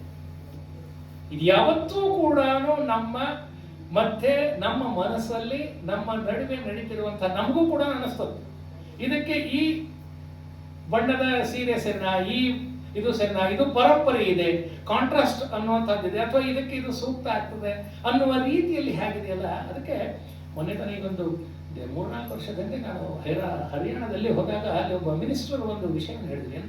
ಹೇಗೆ ಇದೆ ನಮ್ಮ ಪರಿಸ್ಥಿತಿ ಇವತ್ತು ಅಂತಂದ್ರೆ, ನಾವು ನಡೀತಾ ಇರುವಾಗ ಒಂದು ಎಡಗಾಲು ಹಿಂದೆ ಇದ್ರೆ ಬಲಗಾಲು ಸಹಜವಾಗಿ ಮುಂದೆ ಇರ್ತದೆ. ಒಂದು ರೀತಿ ಹಿಂದಿರುವಂತಹ ಎಡಗಾಲು ಪರಂಪರೆಯನ್ನ ಸೂಚಿಸಿದ್ರೆ, ಮುಂದಿರುವಂತಹ ಬಲಗಾಲು ಆಧುನಿಕತೆಯನ್ನ ಮುಟ್ಟುತ್ತದೆ ಅಂತ. ಅಷ್ಟರ ಮಟ್ಟಿಗೆ ಇವತ್ತು ಪರಂಪರೆ ಮತ್ತು ಆಧುನಿಕತೆಗಳು ನಮ್ಮ ಮಧ್ಯೆ ನಡೀತಾ ಇದೆ. ಹಾಗಾಗಿ ಕಾರ್ನಾಡರು ಈ ಸಂಗತಿಗಳನ್ನ ಗುರುತಿಸ್ತಾರೆ, ಅಥವಾ ಈ ಸಂಗತಿಗಳನ್ನ ಹೇಳ್ತಾರೆ. ಅವರು ಯುನೆಸ್ಕೋಗೆ ನೀಡಿದ ಸಂದೇಶದಲ್ಲಿ ಹೇಳ್ತಾರೆ, ರಂಗಭೂಮಿ ಕೇವಲ ಮನರಂಜನೆಯಲ್ಲ, ಅದು ಪ್ರೇಕ್ಷಕ ಮತ್ತು ಕಲಾಕಾರನ ನಡುವಿನ ಕ್ರಿಯಾತ್ಮಕ ಸಂಬಂಧ. ತಂತ್ರಜ್ಞಾನದ ಯುಗದಲ್ಲಿಯೂ ರಂಗಭೂಮಿಯ ನೇರ ಅನುಭವದ ಮಹತ್ವವನ್ನ ಎತ್ತಿ ಹೇಳ್ತಾರೆ. ಈಗ ಸಕ್ರಿ ಬಾಳಾಚಾರ್ಯರು ಈ ವಿಷಯಗಳನ್ನ ಹೇಳ್ತಾ, ಅಥವಾ ಈ ಸಂಗತಿಗಳನ್ನ ಬರಿತಾ ಇದ್ದಾಗಲೂ ಕೂಡ ಒಂದು ಹಂತದಲ್ಲಿ ಬರ್ತದೆ. ಹಾಗಾದ್ರೆ ನಾಟಕವನ್ನು, ಕೃತಪುರ ನಾಟಕ ಮಂಡಳಿಯನ್ನ ಒಂದು ಹಂತದಲ್ಲಿ ನಿಲ್ಲಿಸಿದರು ಅನ್ನುವಂಥದ್ದು ಬರ್ತದೆ. ಅಥವಾ ಅವರು ಮಾತಾಡ್ತಾ ವಸ್ತುಸ್ಥಿತಿನ ಹೌದು, ಕಾಲಘಟ್ಟವನ್ನ ನಾವು ಗುರುತಿಸಿಲ್ಲ ಸರಿಯಾಗಿ. ಕೃತಪುರ ನಾಟಕ ಮಂಡಳಿ ಯಾವಾಗ ಆರಂಭ ಆಯಿತು, 1873, 74, 75, ಅಥವಾ ಉಷಾಹನ ನಾಟಕವನ್ನು ಯಾವಾಗ ಬರೆದ್ರು, ಇವು ನಮಗೆ ಸರಿಯಾಗಿ ದಾಖಲೆಗಳು ಸಿಗುವುದಿಲ್ಲ. ಬಹಳ ದೂರ ಇಲ್ಲ, 150-200 ವರ್ಷದ ಹಿಂದೆ. ಯಾಕೆ ಈ ಪರಿಸ್ಥಿತಿ ಬಂತು ಅಂತಂದ್ರೆ, ನಮ್ಮ ಭಾರತೀಯ ಪರಂಪರೆಯಲ್ಲಿ ವ್ಯಕ್ತಿ ಮುಖ್ಯ ಅಲ್ಲ, ಅವ ಮಾಡಿದಂತಹ ಕಾರ್ಯ ಮುಖ್ಯ. ಹಾಗಾಗಿ ಒಂದು, ಮತ್ತು ಇನ್ನೊಂದು, ಈ ಕಾಲಘಟ್ಟದಲ್ಲಿ ನಾವು ನೋಡಿದಾಗ ಏನು ಬರ್ತದೆ, ಆವಾಗಲೇ ಇಂಗ್ಲಿಷ್ ಶಿಕ್ಷಣ ಆರಂಭಿಕ ಹಂತದಲ್ಲಿತ್ತು. 18ನೇ ಶತಮಾನದ ಮಧ್ಯಭಾಗದಲ್ಲಿ ಇಂಗ್ಲಿಷ್ ಶಿಕ್ಷಣದ ಆರಂಭದ ಹಂತದಲ್ಲಿತ್ತು. ಇಂಗ್ಲಿಷರು ಮಾಡಿದ್ದೇನು, ತಮ್ಮ ಕ್ರಿಸ್ತಿ ಶಕವನ್ನ ನಮ್ಮ ಮೇಲೆ ನಿರಂತರವಾಗಿ ಹೇಳ್ತಾ ಬಂದದ್ದು. ಅಲ್ಲಿವರೆಗೂ ಶಾಲಿವಾಹನ ಶಕೆ, ವಿಕ್ರಮ ಶಕೆ ಇತ್ಯಾದಿ ಆಯಾಯ ಪ್ರದೇಶಗಳಲ್ಲಿ, ಹಿರಿಯರಿಗೆ ಅರ್ಥ ಆಗ್ತದೆ, ಆಯಾಯ ಪ್ರದೇಶಗಳಲ್ಲಿ ಅವರವ್ರದೇ ಆದಂತಹ ಕಾಲ ಗಣನೆ ಇತ್ತು. ಆದರೆ ಪ್ರಮುಖವಾಗಿ ನಮ್ಮಲ್ಲಿದ್ದದ್ದು ಪಂಚಾಂಗ ಪರಂಪರೆ. ಆ ಪಂಚಾಂಗ ಪರಂಪರೆಯಲ್ಲಿ ಏನ್ ಹಾಕ್ಬೋದಾಗಿತ್ತು, ಏಕಾದಶಿ ದಿವಸ ಅಥವಾ ಇಂತಹ ಶಕೆ ದಿವಸ ನಾನು ಇದನ್ನು ಬಂದೆ ಹಾಕುವಂತ ಪರಂಪರೆಯಲ್ಲಿ ಡೇಟ್ ಹಾಕುವಂಥದ್ದು ನಮ್ಮ ಇಂಗ್ಲಿಷ್ ಶಿಕ್ಷಣದ ಮೂಲಕ ಬಂದಿರುವಂತಹದ್ದು. ಈ ಒಂದು ತಾಕಲಾಟದ ಮಧ್ಯದಲ್ಲಿ ಇದು ನಡೀತಾ ಇರುವಂತಾಗ ಮತ್ತು ಬದಲಾವಣೆಗಳು ಆಗ್ತಾ ಬಂದಾಗ, ಶಾಂತ ಕವಿಗಳು ಈ ಒಂದು ನಾಟಕ ಕಂಪನಿ ನಿಲ್ಲಿಸಿದ್ರು. ಕೊನೆಗೆ ಅವರು ಈ ಕೀರ್ತನ ಪರಂಪರೆಗೆ ಅಥವಾ ಕೀರ್ತನೆಯನ್ನು ಮಾಡ್ಲಿಕ್ಕೆ ಆರಂಭ ಮಾಡಿದ್ರು ಅಂತ ಒಂದು ಚರ್ಚೆ ಬರ್ತದೆ. ಇವತ್ತಿಗೂ ಕೂಡ ಅದನ್ನು ನಾವು ನೋಡ್ತೀವಿ ಒಂದು ಹಂತದಲ್ಲಿ. ಯಾಕೆ ಅನ್ನಿಸ್ತದೆ ಅಂತಂದ್ರೆ, ಈ ತಂಡಗಳನ್ನ ಕಟ್ಟಿಕೊಂಡು ಓಡಾಡುವಂತ ಅದರ ಸಮಸ್ಯೆಗಳು ಏನಿದೆಯೋ ಕ್ರಿಯಾಶೀಲರಾಗಿರ್ತಾರೆ. ಆದ್ರೆ ಈಗಾಗಲೇ ಹೇಳಿದಾಗೆ ರೈಲ್ವೆ ಬಂತು, ಅದಕ್ಕಾಗಿ ಯಾಕಂದ್ರೆ ಬದುಕು ಬಹಳ ಮುಖ್ಯ ಅನ್ನೋ ಕಾರಣಕ್ಕಾಗಿ ನಟರು ಅಲ್ಲಿ ನೌಕರಿಗೆ ಹೋದ್ರು. ಇವರಿಗೆ ಏನಾದರೂ ಮಾಡಬೇಕು ಅನ್ನುವಂಥ ತುಡಿತ ಇರುವಂತ ಒಬ್ಬ ಕ್ರಿಯಾಶೀಲ ವ್ಯಕ್ತಿಗೆ ಸುಮ್ಮನೆ ಕೊಡ್ಲಿಕ್ಕೆ ಆಗೋದಿಲ್ಲ. ಹಾಗಾಗಿ ಏಕ ವ್ಯಕ್ತಿ ರಂಗ ಪ್ರಯೋಗಗಳು ಇವತ್ತೇನು ಬರ್ತಾ ಇದ್ದಲ್ಲ, ಸಾಧ್ಯ ಅಷ್ಟು ಕಡಿಮೆ ಪಾತ್ರಗಳಿರ್ಲಪ್ಪ, ನಾವು ಇಬ್ಬರೇ ಮಾಡೋಣ, ಒಬ್ಬರೇ ಮಾಡೋಣ, 4 ಜನ ಮಾಡೋಣ, 10 ಮಂದಿ ಎಲ್ಲಿ ಕಟ್ಕೊಂಡು ಓಡಾಡ್ತೀವಿ, ರಿಹರ್ಸಲ್ ಬರ್ಲಿಕ್ಕೆ ಆಗೋದಿಲ್ಲ ಅನ್ನುವಂಥ ಒಂದು ಸಂಗತಿ ಕೂಡ ಇದರಲ್ಲಿ ಇದ್ದಿರಬಹುದು ವೈಯಕ್ತಿಕವಾಗಿ. ಸೊ ಹಾಗೆ ನೋಡಿದಾಗ ಇಲ್ಲಿ ಕಾರ್ನಾಡರು ಯಾಕೆ 2002ರಲ್ಲಿ ಅವರು ಇಡೀ ಜಾಗತಿಕ ರಂಗಭೂಮಿ ಕೊಟ್ಟಂತ ಸಂದೇಶದಲ್ಲಿ ಹೇಳ್ತಾರೆ, ರೀಇನ್ವೆಂಟಿಂಗ್ ಟ್ರೆಡಿಷನ್. ಮತ್ತೆ ಪರಂಪರೆ ಮತ್ತು ಆಧುನಿಕತೆಗೆ ಸಂಬಂಧಪಟ್ಟ ಹಾಗೆ ರೀಇನ್ವೆನ್ಷನ್ ಇನ್ ಟ್ರೆಡಿಷನ್, ಹಳೆಯ ಪುರಾಣ ಹಾಗೂ ಕಥೆಗಳನ್ನು ಹಾಗೆಯೇ ಹೇಳದೆ ಅವುಗಳಿಗೆ ಹೊಸ ತಿರುವು ನೀಡಿ ಇಂದಿನ ಮನುಷ್ಯನ ಮನೋವೈಜ್ಞಾನಿಕ ಸಂಘರ್ಷಗಳನ್ನ ಬಿಂಬಿಸುವುದನ್ನ ನಾವು ಮಾಡ್ತಾ ಇದ್ದೀವಿ. ಇದಕ್ಕೆ ಸ್ವತಃ ಅವರು ಕೂಡ, ಹಾಗಾದ್ರೆ ಉಷಾಹನ ಇತ್ಯಾದಿ 1870ರ ದಶಕದಲ್ಲಿ ಆ ಪೌರಾಣಿಕ ಕಥೆಗಳನ್ನ ಬರೆದಿರ್ತಾರೆ. ಆ ಒಂದು ಸಂಭಾಷಣೆಯನ್ನು ಕೂಡ ಓದಿದ್ರಿ ಪ್ರಕಾಶ್. ಅದು ಹೇಗೆ ಬದಲಾಗ್ತದೆ, ಭಾಷೆ ಕೂಡ ಹೇಗೆ ಬದಲಾಗ್ತದೆ. ಹಾಗೆ ಕಾರ್ನಾಡರು ಕೂಡ ಹಯವದನ ನಾಟಕದಲ್ಲಿ ಮಾಡುವಂತಹ ಸಂಗತಿಗಳು, ಕಪಿಲ ಮತ್ತು ಪದ್ಮ ಹಾಗೂ ಇವರ ಏನು ತಲೆ ಬದಲಾಗುವಂತಹ ಸನ್ನಿವೇಶ ಇದೆ, ಅದನ್ನು ಕೂಡ ಆಧುನಿಕ ಮತ್ತು ಪರಂಪರೆಯ ಹಿನ್ನೆಲೆಯಲ್ಲಿ ಅದಕ್ಕೆ ಒಂದು ಹೇಳ್ತಾರೆ. ಇಲ್ಲಿ ಪರಂಪರೆಯನ್ನು ಆಧುನಿಕತೆ ಎದುರಿಸುವ ಕ್ರಮ ಅಂತ ಹೇಳ್ತಾರೆ. ಪ್ರತಿ ದಿವಸ ಕೂಡ ಅಥವಾ ಪ್ರತಿ ಹಂತದಲ್ಲೂ ಕೂಡ ಪ್ರತಿ ಕ್ರಿಯಾಶೀಲವಾಗಿರುವ ಸಂಗತಿಗಳಲ್ಲಿ ಪರಂಪರೆಯನ್ನು ಆಧುನಿಕತೆ ಎದುರಿಸುವ ಕ್ರಮ ಅಂತ ಹೇಳ್ತಾರೆ.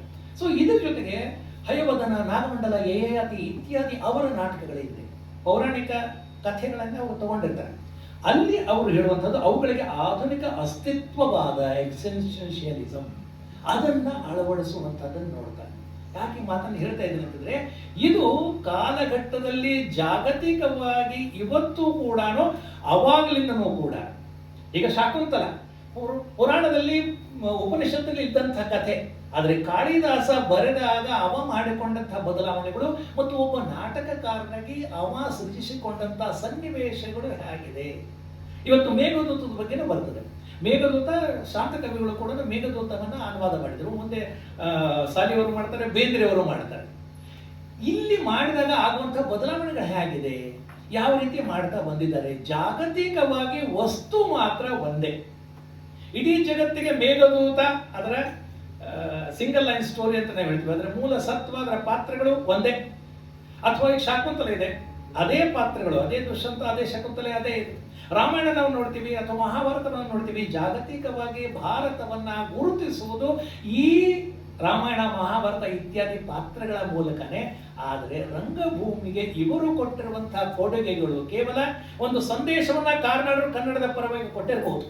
ಆದರೆ ಈ ಎಲ್ಲಾ ಪರಂಪರಾಯುಕ್ತ ನಾಟಕಕಾರರು, ಶಾಂತಕವಿಗಳಾಗಿರ್ಬೋದು, ನಮ್ಮ ಕಾರ್ನಾಡರಾಗಿರ್ಬೋದು, ಶ್ರೀರಂಗರಾಗಿರ್ಬೋದು, ಇವರು ಕೂಡ ಜಾಗತಿಕವಾಗಿ ರಂಗಭೂಮಿಯನ್ನ ಕನ್ನಡದ ಮೂಲಕ ಎತ್ತಿ ಹಿಡಿದಂಥ ನಾಟಕಕಾರರು. ಸೊ ಇದನ್ನ ಗಮನದಲ್ಲಿಟ್ಟಾಗ ಒಂದು ಈ ಎಲ್ಲಾ ರಂಗಭೂಮಿಯ ಹಿನ್ನೆಲೆ ಮತ್ತು ಇತ್ಯಾದಿ ನೋಡಿದಾಗ ಬಹಳ ವಿಶಿಷ್ಟವಾದಂಥ ಒಂದು ವಿಷಯವನ್ನ ಕಾರ್ನಾಡರಿರ್ತಾರೆ. ಸೊ ಇದೆಲ್ಲವೂ ಕೂಡ ಯಾಕೆ ಮಾಡ್ತಾ ಇರ್ತೀವಿ ನಾವು? ಒಬ್ಬ ನಟ ಯಾಕೆ ಮಾಡ್ತಾನೆ, ಒಬ್ಬ ನಾಟಕಕಾರ ಯಾಕೆ ಮಾಡ್ತಾನೆ, ಒಬ್ಬ ಪ್ರೇಕ್ಷಕ ಕೂಡ ಯಾಕೆ ಮಾಡ್ತಾನೆ ಅಂತಂದ್ರೆ ಪರಿಪೂರ್ಣತೆಗಾಗಿ ಮನುಷ್ಯನ ಅನ್ವೇಷಣೆ ಅಂತ ಹೇಳ್ತಾರೆ. ಬಹಳ ಮುಖ್ಯ ಅನಿಸ್ತದೆ. ಪರಿಪೂರ್ಣತೆಗಾಗಿ ಮನುಷ್ಯನ ಅನ್ವೇಷಣೆ ಇದು ನಿರಂತರವಾಗಿ ನಡೀತಾ ಇರ್ತದೆ. ಇವತ್ತು ಕೂಡ ನಾವು ಯಾಕೆ ಬಂದಿವಿ? ಒಂದು ಹೊಸ ಒಂದು ವಿಷಯವನ್ನೇನೋ ನಮಗೆ ಬೇಕಾಗಿದೆ. ಗದಗ ಅಂತ ಊರಲ್ಲಿ ಸುಮಾರು ಒಂದು 3 ಲಕ್ಷ ಜನಸಂಖ್ಯೆ ಇದೆ. ಆದ್ರೆ ಎಲ್ಲರಿಗೂ ಗೊತ್ತಿರ್ಲಿಕ್ಕೆಲ್ಲ ಅಥವಾ ಬೇರೆ ವಿಷಯ, ಆದ್ರೆ ನಾವು ಬಂದಿವೆ ನಮ್ಮಲ್ಲಿ ಈ ವಿಷಯದ ಬಗ್ಗೆ ಕೊರತೆ ಇದೆ. ಇದನ್ನ ನಾವು ಅರ್ಥ ಮಾಡ್ಕೊಳ್ಳೋಣ. ವಿಶ್ವರಂಗಭೂಮಿ ದಿನಾಚರಣೆ ಅಂದ್ರೆ ಏನು, ಇವತ್ತು ಯಾವ ರೀತಿ ಇದೆ, ಶಾಂತ ಕವಿಗಳಂದ್ರೆ ಯಾರು, ಅವರ ಬಗ್ಗೆ ಹೊಸ ವಿಷಯಗಳು ಏನಿದೆ ಅರ್ಥ ಮಾಡ್ಕೊಳ್ಳುವಂಥದ್ದು, ತಿಳಿಯುವಂಥದ್ದು. ಇದನ್ನೇ ಬಹಳ ವಿಶ್ವರಂಗಭೂಮಿ ದಿನಾಚರಣೆ ಹಿನ್ನೆಲೆಯಲ್ಲಿ ಈಗ ವಿಲಿಯಂ ಡೆಪೋ ಈಗ ಆರಂಭದಲ್ಲಿ ಹೇಳಿದಾಗ ಈ ವರ್ಷದ ವಿಶ್ವರಂಗಭೂಮಿ ದಿನಾಚರಣೆ ಸಂದೇಶವನ್ನು ನೀಡಿದಂಥವ ಇಂಗ್ಲೆಂಡಿನ ಒಬ್ಬ ವಿಲನ್, ಒಬ್ಬ ಖಳನಾಯಕ. ಯಾರೋ ಇಂಗ್ಲಿಷ್ ಫಿಲ್ಮ್ಸ್ ನೋಡ್ತಾ ಇದ್ರೆ ಅವ್ರನ್ನ ನೋಡಿರ್ತೇನೆ, ವಿಲಿಯಂ ಡೆಪೋ ಅನ್ನೋದು. ಸ್ಪೈಡರ್ಮ್ಯಾನ್ 3 ಮಾಡಿದೆ. ಅವನು ಕೂಡ ಏನು ಗುರುತಿಸ್ತಾನೆ ಅಂತಂದ್ರೆ, ಸೊ ಸಂಪೂರ್ಣವಾಗಿ ಭಾರತೀಯ ಒಂದಿಷ್ಟು ರಂಗ ಪರಂಪರೆ ಇರ್ಬೋದು ಅಥವಾ ಸಂಸ್ಕೃತಿಯ ಅಲ್ಪ ಸ್ವಲ್ಪ ಓದಿರ ಒಂದು ಪರಿಚಯ ಇರ್ಬೋದು. ಅವನು ಕೂಡ ಪ್ರಪಂಚದ ಅತಿ ದೊಡ್ಡ ಜಿಜ್ಞಾಸೆಯಾದ ನಾನು ಯಾರು ಎಂಬುದಕ್ಕೆ ಉತ್ತರ ಕಂಡುಕೊಳ್ಳಲು ಸಾಧ್ಯವಾಗುವಂತಹದ್ದು ಕಥನ, ಸೌಂದರ್ಯಶಾಸ್ತ್ರ, ಭಾಷೆ, ಚಲನ, ದೃಶ್ಯ ವಿನ್ಯಾಸಗಳ ಸಮಗ್ರ ಕಲಾರೂಪವಾದ ಈ ರಂಗಭೂಮಿ ನಮಗೆ ಹಿಂದೆ ಏನಿತ್ತು, ಈಗ ಏನು ಇದೆ ಮತ್ತು ಜಗತ್ತು ಹೇಗಿರಲು ಸಾಧ್ಯವಿದೆ ಎಂಬುದನ್ನು ತೋರಿಸುವ ಒಂದು ಅನನ್ಯವಾದ ಚೇತೋಹಾರಿ ಅವಕಾಶ ಅಂತ ಹೇಳ್ತಾರೆ. ಈಗ ನಮ್ಮ ಶಾಂತ ಕವಿಗಳು ಕಂಡುಕೊಂಡು ಪರಿಪೂರ್ಣತೆಯತ್ತ ಹೋಗುವಂತಹದ್ದು, ಅದನ್ನೇ ಏನೋ ಒಂದು ಅನ್ವೇಷಣೆಯನ್ನ ಮಾಡ್ತಾರೋ, ಮುಂದೆ ಬಂದಂತಹ ಕಾರ್ನಾಡರು ಕೂಡ ಪರಿಪೂರ್ಣತೆಯತ್ತ ಮನುಷ್ಯ ಹೋಗ್ತಾ ಇದ್ದಾನೆ ಅನ್ನುವಂತಹ ಒಂದು ತತ್ವವನ್ನು ಏನು ಹೇಳ್ತಾ ಬರ್ತಾರೋ, ಇವತ್ತಿಗೆ ಅಂದ್ರೆ 25 ವರ್ಷದಿಂದ ಕಾರ್ನಾಡರು ಯಾವ ಒಂದು ಸಂದೇಶವನ್ನು ನೀಡಿದರೋ ಅದನ್ನೇ ಮುಂದುವರಿಸಿ ಇವತ್ತು ಕೂಡ ಜಾಗತಿಕವಾಗಿ ರಂಗಭೂಮಿಯಲ್ಲಿ ಇರುವಂತಹ ದೊಡ್ಡ ಒಂದು ಅನ್ವೇಷಣೆ ಅಂದರೆ ನಾನು ಯಾರು. ಸೊ ಈ ಹಿನ್ನೆಲೆಯಲ್ಲಿ ನಾವು ಜಾಗತಿಕ ರಂಗಭೂಮಿಯನ್ನ ನೋಡಿದಾಗ ಬಹಳ ಆನಂದ ಅನಿಸ್ತದೆ. ಹಾಗೆಯೇ ನಮ್ಮಲ್ಲಿ ನೋಡ್ತೀವಿ ಈ ವಿಶ್ವರಂಗಭೂಮಿಯ ಸಂದೇಶದಲ್ಲಿ ಮೊದಲ ಪ್ರದರ್ಶನ ಪುರಾಣ ಅಂತ ಬರ್ತದೆ. ಇಲ್ಲಿ the myth of the first performance ಎಂಬ ವಿಷಯದ ಮೇಲೆ ಕೇಂದ್ರೀಕೃತವಾಗಿರುತ್ತದೆ. ಕರ್ನಾಟಕ ಹೇಳುವಂಥದ್ದು ರಂಗಭೂಮಿ ಇಲ್ಲಿ ಈಗ ಪರಿಪೂರ್ಣತೆಯತ್ತ ಅಂತಂದಾಗ ಅವರೇ ಗುರುತಿಸ್ತಾರೆ. ಹಾಗಾದ್ರೆ ನಾಟಕ ಆರಂಭ ಆದದ್ದು ಎಲ್ಲಿ?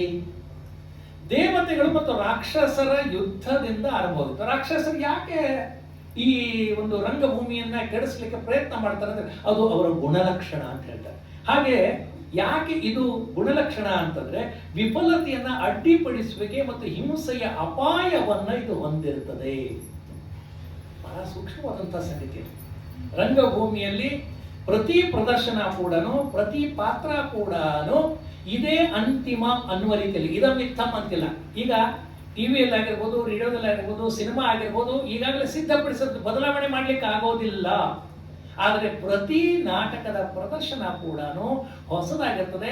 ಅದೇ ನಟ ಇನ್ನೊಂದು 5 ನಿಮಿಷ ಬಿಟ್ಟು ಅದೇ ಡೈಲಾಗ್ ಅನ್ನ ಹೇಳಿದಾಗಲೂ ಕೂಡ ಬದಲಾವಣೆಗಳಿರ್ತದೆ. ಅನುಭವದಲ್ಲಿ ಬದಲಾವಣೆ ಇರ್ತದೆ, ಭಾಷೆಯಲ್ಲಿ ಬದಲಾವಣೆ ಇರ್ತದೆ, ನೋಟಗಳಲ್ಲೂ ಕೂಡ ಬದಲಾವಣೆಗಳಿರ್ತದೆ. ಮತ್ತೆ ಅದಕ್ಕಿಂತ ನಾನು ಏನೋ ಚೆನ್ನಾಗಿ ಮಾಡಬೇಕು, ಈಗ ಇರೋದಕ್ಕಿಂತ ನಾನು ಭಿನ್ನವಾಗಿ ಅದನ್ನೇನೋ ನಾನು ನೋಡಬೇಕು.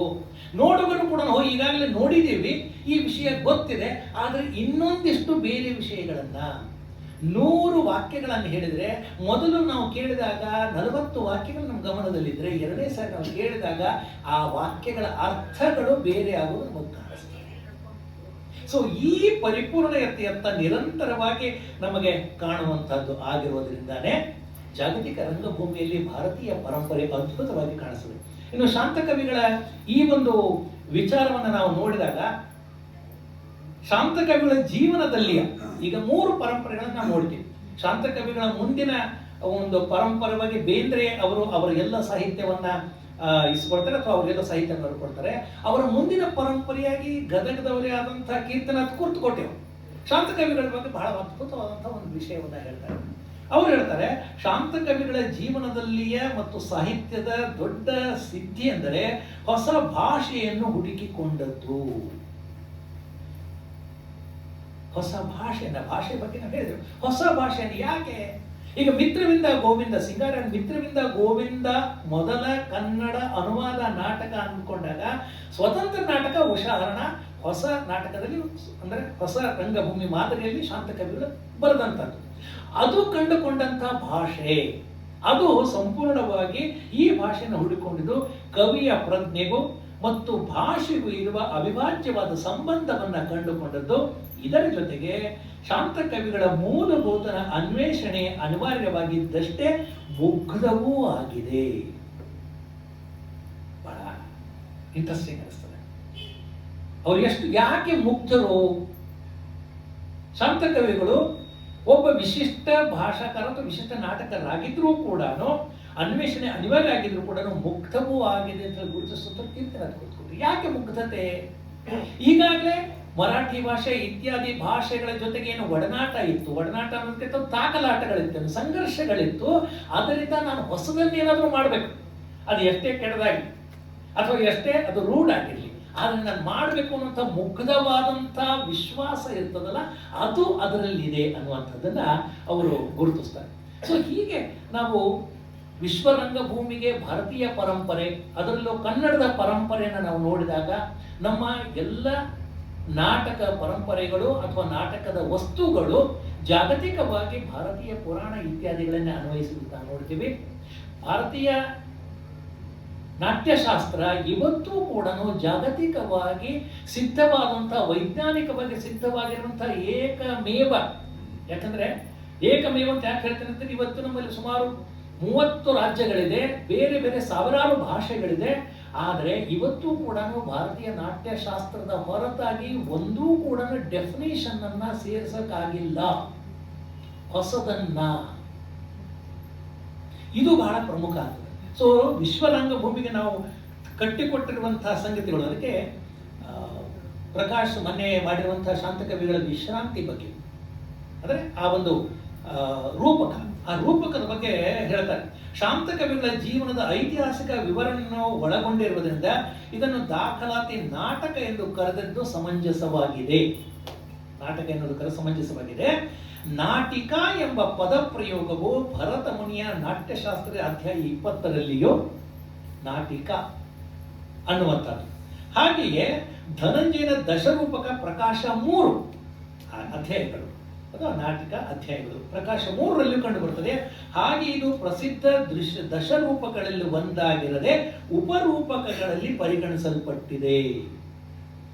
ಯಾಕೆ ಈ ಸಂಗತಿಗಳನ್ನು ಹೇಳ್ತಾ ಇದ್ದೇನೆ ಅಂತಂದ್ರೆ, ಎಷ್ಟು ಸೂಕ್ಷ್ಮವಾಗಿ ನಮ್ಮ ನಾಟ್ಯಶಾಸ್ತ್ರದ ಭರತ ಮುನಿ ಈ ಸಂಗತಿಗಳನ್ನ ಕಟ್ಟಿಕೊಟ್ಟಿದ್ದಾರೆ. ಇವು ಜಾಗತಿಕ ರಂಗಭೂಮಿಗೆ ಇವರು ಕೊಟ್ಟಿರುವಂಥ ಕೊಡುಗೆಗಳಾಗಿದೆ.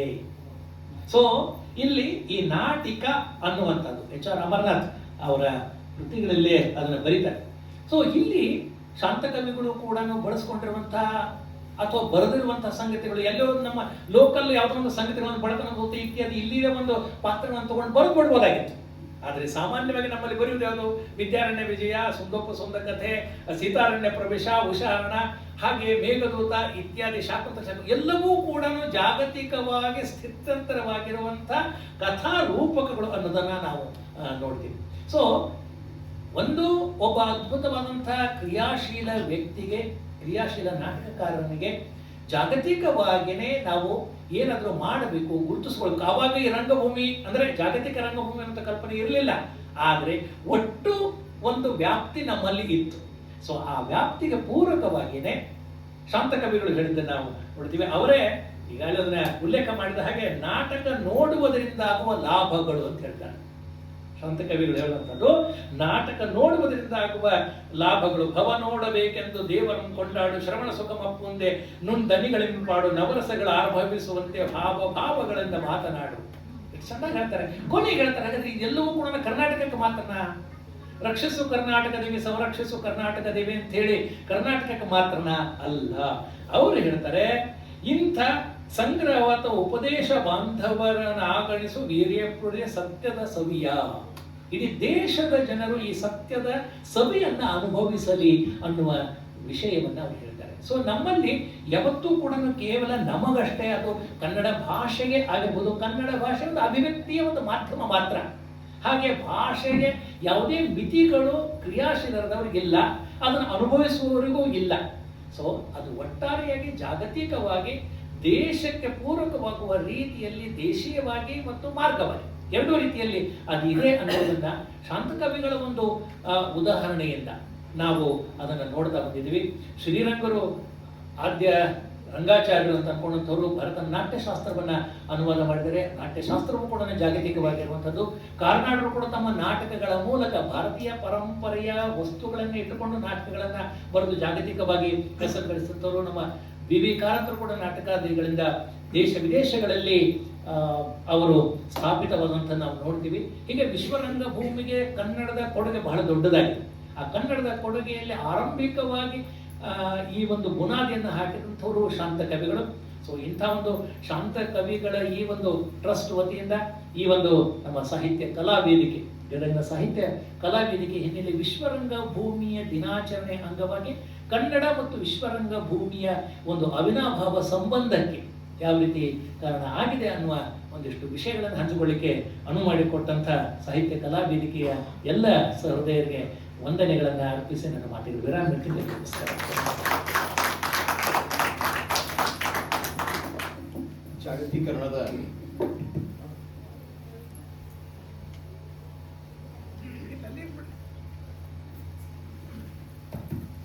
ಜಾಗತೀಕರಣದ ಸಂದರ್ಭದಲ್ಲಿ ನಮ್ಮ ಕನ್ನಡ ರಂಗಭೂಮಿ ವಿಶ್ವ ರಂಗಭೂಮಿಗೆ ಎಷ್ಟು ಮಹತ್ವದ ಕೊಡುಗೆಗಳನ್ನು ನೀಡಿದೆ, ಅದನ್ನು ಕೂಡ ಶಾಂತ ಕವಿಗಳು ಹೇಗೆ ಒಂದು ಬೇಸ್, ಒಂದು ಅದಕ್ಕೆ ಕಟ್ಟಿ ತಳಪಾಯವನ್ನು ಒದಗಿಸಿದರು ಅನ್ನುವಂಥ ಮಾತುಗಳನ್ನು ಬಹಳ ಅರ್ಥಪೂರ್ಣವಾಗಿ ನಮಗೆ ತಿಳಿಸಿಕೊಟ್ಟಂತಹ ಡಾಕ್ಟರ್ ಶಶಿಧರ್ ನರೇಂದ್ರ ಅವರಿಗೆ ತುಂಬ ಹೃದಯದ ಧನ್ಯವಾದಗಳು.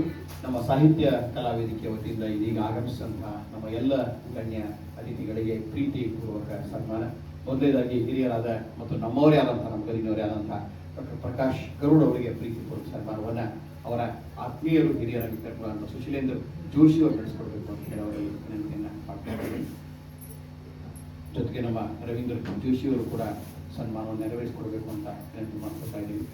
ಡಾಕ್ಟರ್ ಪ್ರಕಾಶ್ ಕರೋಡ್ ಅವರಿಗೆ ಪ್ರೀತಿಪೂರ್ವಕ ಸನ್ಮಾನ. ನಮ್ಮ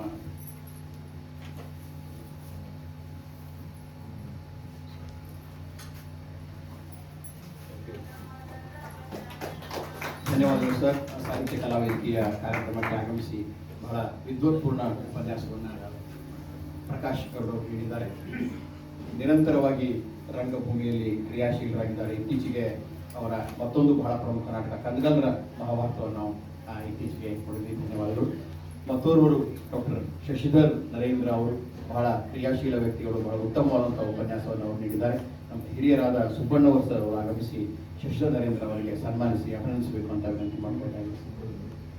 ಎಚ್ ಪಿ ಸುಬ್ಬಣ್ಣವರ್ ಸರ್ ಅವರು. ಸ್ವಾಗತ ಪ್ರಸ್ತಾವಿಕ ಇದು ಸನ್ಮಾನ ಏನಿಲ್ಲ ಅಂತ ಹೇಳಿದ್ರೆ ಎಲ್ಲಾನು ಮಾಡಿದ್ದೆ. ಸುಮ್ಮನೆ ಸಾಂಕೇತಿಕವಾಗಿ ನಮ್ಮ ಅರುಣ್ ರಾಜ್ಪುರೋಹಿತ್ ಸರ್ ಅವರು ಸರ್ ಅವರು ಕೂಡ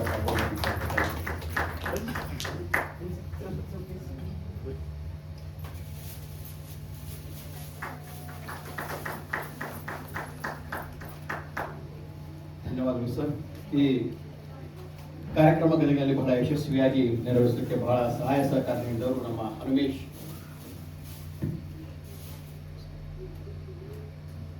ಸಕ್ರಿ ಸರ್ ಅವರು. ಅವರಿಗೆ ನಮ್ಮ ಪ್ರೀತಿ ಪುರಸ್ಕಾರ. ನಮ್ಮ ಗುಡಿ ಸರ್ ಅವರು, ಹಿರಿಯರಾದ ಗುಡಿ ಸರ್ ಅವರು ಬಂದು ಅವರಿಗೆ ಸನ್ಮಾನಿಸಿ ಅಭಿನಂದಿಸಬೇಕಂತ ಹೇಳ್ಕೊತಾ ಇದ್ದೀವಿ. ಶಾಂತ ಕವಿಗಳ ಮೊಮ್ಮಕ್ಕಳು ಮರಿ ಮೊಮ್ಮಗ ಅವರು ಬಾಬುರಾವ್ ಸಕ್ರಿ, ಹನುಮೇಶ್ ಸಕ್ರಿ ಅವರು. ಶಾಂತ ಕವಿಗಳು ಇಷ್ಟು ದೊಡ್ಡ ಸಾಧನೆಯನ್ನ ಮಾಡಿದಾರಲ್ಲ, ಅದನ್ನ ಜೀವಂತವಾಗಿ ಇಟ್ಟು ಎಲ್ಲರಿಗೂ ತಿಳಿಸ್ಕೊಡುವಂತಹ ಒಂದು ಕಾರ್ಯವನ್ನ ಹನುಮೇಶ್ ಸಕ್ರಿ ಅವರು ಬಹಳ ಕ್ರಿಯಾಶೀಲರಾಗಿ ನಮ್ಮ ಉತ್ತರ ಕನ್ನಡ ಭಾಗದಲ್ಲಿ ಮಾಡ್ತಾ ಇದ್ದಾರೆ.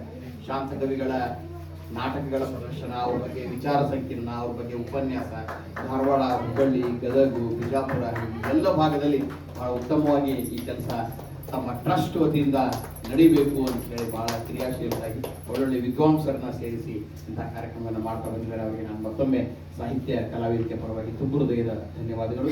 ಎಂದಿನಂತೆ ಈ ಕಾರ್ಯಕ್ರಮಕ್ಕೆ ನಮ್ಮ ಎಲ್ಲ ಸಹೃದಯರು, ಬಹಳಷ್ಟು ಜನ ಹಿರಿಯರು ಇವತ್ತು ಆಗಮಿಸಿದ್ದಾರೆ. ನಮ್ಮ ಗುರುರಾಜ್ ಸರ್ ಆಗಮಿಸಿದ್ದಾರೆ, ನಮ್ಗೆ ಬಹಳ ಸಂತೋಷ.